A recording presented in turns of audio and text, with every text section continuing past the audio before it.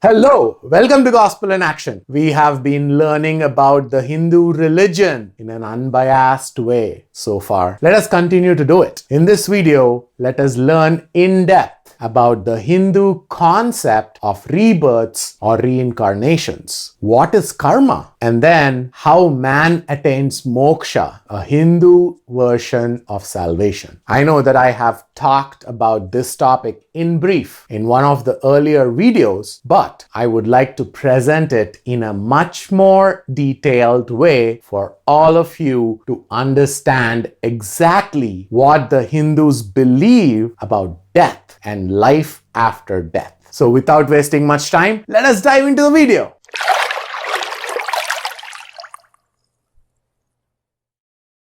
If you are a first-time visitor, then I request you to please hit that like button to support us with this mission. If the videos are helpful, please subscribe to this channel to not miss another video. As I have explained in the previous videos, the Hindus believe in the works-based salvation. But the salvation that they talk about is much different from the salvation we know from the Bible. It is unfortunate that the Hindus are stuck in the thought of this cycle of births or rebirths and the liberation from it. If they continue to live in such a worldview, they can never ever appreciate the substitutionary atonement of Christ for our sake. Just like it is almost impossible to turn Muslims to Christ without a literal miracle, it is also almost impossible to turn a practicing Hindu to Christ without that miracle from God Himself. However, the challenge with respect to a Hindu coming to Christ is much different when compared to that of a Muslim. We will discuss about that challenge in the last video of this series. So stay tuned. In fact, it was literally a miracle that happened in my life. The miracle that has been clearly explained in my testimony, the link to which is in the description below. Anyway, let us learn why it is almost impossible for Hindus to come out of their false narrative which was fed into their hearts from generations past. It has come to a stage, or should I say, it has gone beyond the stage where they have forgotten why they were doing what they were doing and believing everything blindly and religiously just because their ancestors did those things and lived decent lives. They were in fact addicted to worshipping those idols blindly. The addiction is so strong that even if they know the truth and believe in it, it would be very hard for them to abandon those idols. The same is the case with their beliefs on rebirths as well. Again, the reason why they believe in the theory of evolution is because of the concept of rebirths or reincarnations. Their mythological stories or the created imaginary stories made them believe what they are believing about the reincarnations. Hence, they strongly believe that just like Vishnu started off with a fish in his first incarnation and ended up with an incarnation that would dissolve all creation to start a new creation, every living soul will have to go through those incarnations until it attains moksha, the liberation from the cycle of births and deaths. Literally, the definition of a rebirth or a reincarnation or transmigration according to Hindu mythology is that the body's improving from birth to birth as the soul's powers unfold. The word reincarnation itself means literally taking flesh again and coming again into a physical body. The word transmigration means passing from one place to another or passing into a new body in this case. Again, they They compare the living soul as a drop in the ocean, which is supposed to be the supreme soul. So, with the jiva, the living soul, like a seed, it is dropped into the matter, the universe. From there on, it slowly grows, unleashing its hidden powers birth after birth, until it becomes one with this universe itself, that is, after several reincarnations. And ultimately, the philosophy says that the living soul can become nothing else but become one with their God, because its nature is the same as that of its parent, the universe, or in their version, their God, the Brahman, the supreme soul. This whole thing is the process of salvation, which is a very long process. Now, you may ask, how is it a works-based salvation when ultimately every living soul becomes one with the supreme soul, right? This is where the concept of karma comes into the picture. Let us talk about it in detail. Karma is a Sanskrit word which means action, but it is generally used to mean a certain definite connection between what is being done now and what will happen in the future as a result. The philosophy states that things do not happen by accident or by a chance or in a disorderly way. It states that all things happen in a regular succession and that they follow each other in a regular order. Hence, according to this philosophy, a living soul can be assigned to take up and occupy any living organism. The lowest of all life forms are the plants, shrubs, and trees. Yes, a living soul begins its journey from the lowest of all life forms. And this living soul progresses slowly to higher life forms in its subsequent births by unleashing more and more of its powers. The Hindus call this journey as the pilgrimage of the living soul, the jiva or the jivatma. Then it unleashes some more powers to be capable of entering the animal life forms. After that, it unleashes itself to almost its full potential to finally enter the highest form of life, a human body. Then, within the human body, there are stages. The lowest stage being that of the slaves, and the highest stage being that of the Brahmins, who are the most learned human beings. The final stage of this soul is to be born as an enlightened human being. That is, as the 9th incarnation of Vishnu himself, the Buddha incarnation. Remember, we talked about it in one of the previous videos. The philosophy of karma further states that everything in this world is driven by just 3 things: desire, thought, and action. Generally, people desire to possess something in this world.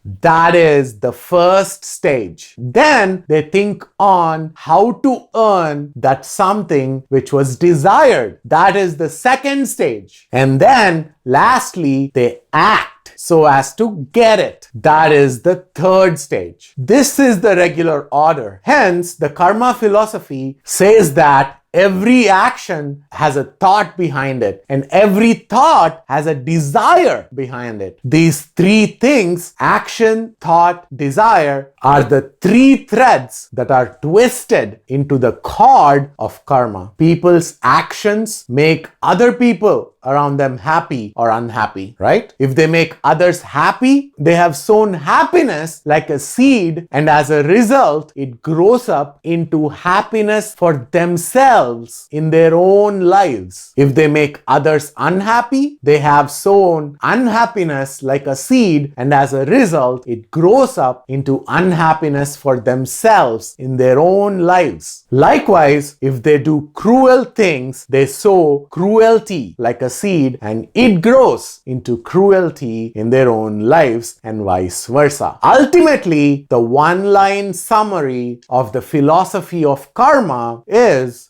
one will reap what they sow. The philosophy has been built further and extended to what we have learned about the Hindu concept of the rebirths. It states that a thought makes what is called the character, the nature, and the kind of mind that people have. So, as people think about something a great deal, their mind becomes like that thing that they are thinking about. For example, if people think kindly about others, they themselves will become kind. If they think cruelly about others, they themselves will become cruel. Likewise, if they think deceitfully, they themselves will become deceitful, and so on. In this way, the philosophy states that people's character is made up by their own thoughts, and when they rebirth in their next life, they shall be born with the same character that was made up by their thoughts in their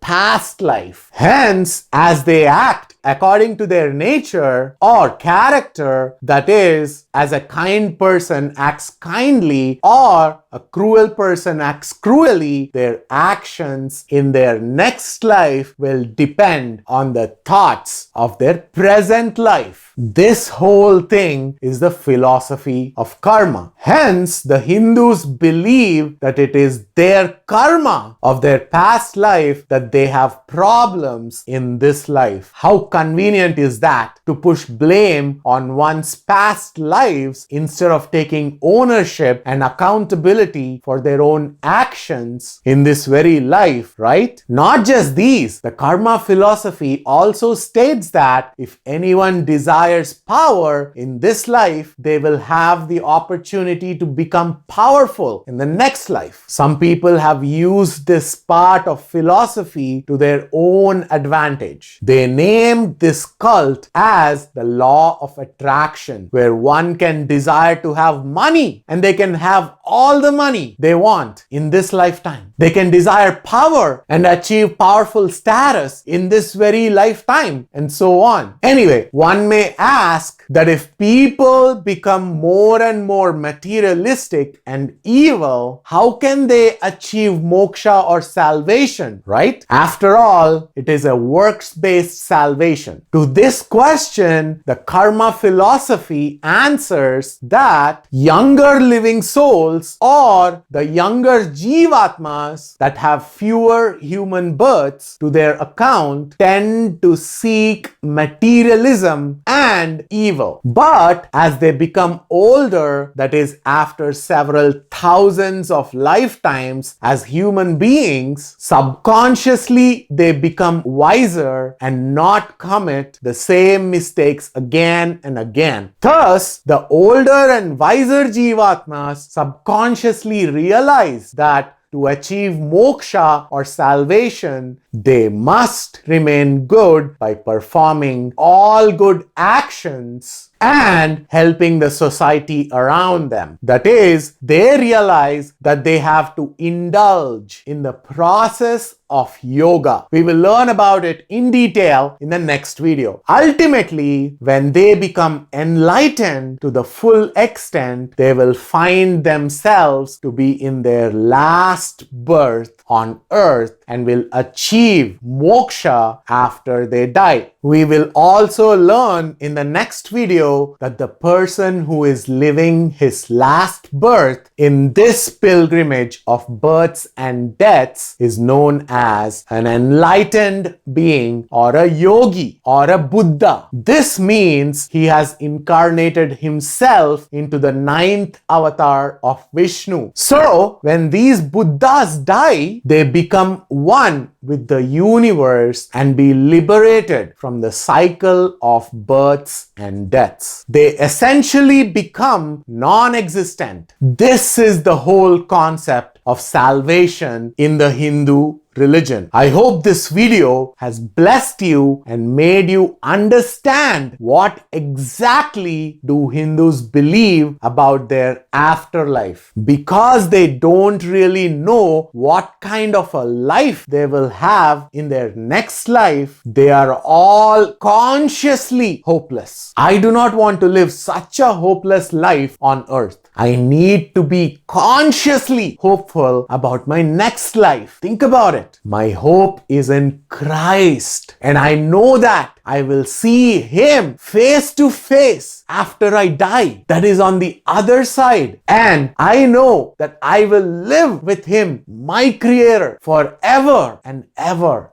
That is my conscious hope, and it must be everyone's hope of certainty. That is the kind of hope every person must have to live a perfect and a joyful life in this life. Anyway, let us break this video here. And when we come back, as I said, let us learn about yoga and the types of yoga. We will also learn whether Christians should participate in yoga or not. It is going to be really interesting. Until then, stay tuned to Gospel in Action. And to know more about me, please find my testimony and my contact details in the description below. Remember, this series is done with a lot of research and preparation. Do you know why? Because God loves you. And so do I. Thank you again for watching.